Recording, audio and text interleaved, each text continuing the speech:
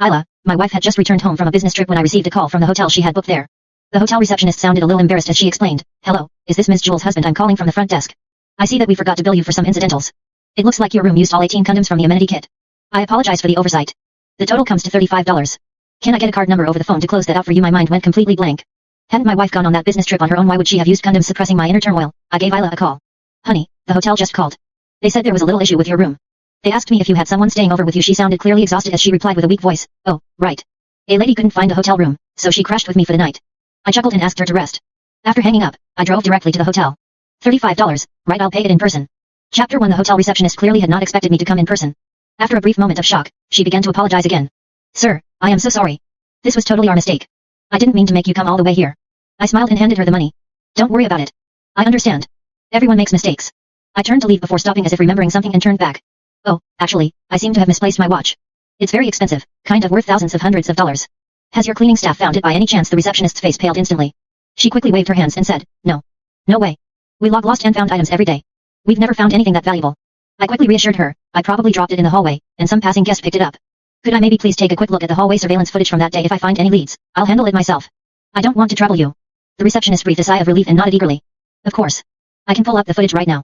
If you need it, I can even hand you a copy of it." After getting what I needed, I thanked her and went home. I inserted the pen drive into my computer, and the screen displayed the footage. In the footage, Isla was walking briskly ahead. Behind her, a young boy in a hoodie and jeans followed. Before they even reached the door, the boy eagerly pinned Isla against the wall. The two kissed passionately, seemingly unable to stop. The record's quality was good enough for me to notice the cross necklace around the boy's neck. I completely froze upon seeing it. I got that necklace from Skylight Chapel on our second anniversary. I went to the chapel to pray. I fasted for weeks. The priest witnessed my sincerity and was moved, so he gave me the cross necklace. Back then, Isla had shed tears upon seeing my frail body. She had acted deeply moved upon receiving that cross. "Chris, this is the most precious thing anyone's ever given me. I will guard it with my life." Yet she had given that proof of devotion to someone else. A furious shout from the surveillance footage drew my attention back. "Hey, keep it down. What's wrong with you people?" Getting it on in public, a groggy man rushed out and started yelling. The noise had clearly woken him up. A woman stepped out a moment later. She glanced toward the door, then took out her phone and started recording. After a long while, the room finally went silent. I turned off the surveillance footage and called my assistant, John Barnes.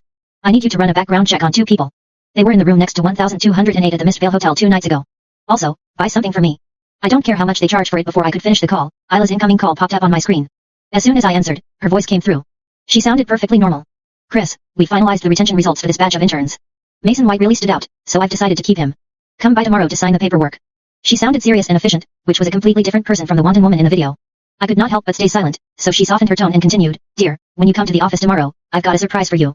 Suppressing the anger inside me, I let out a cold laugh before saying, "Yeah, what a coincidence. I've got a gift for you too."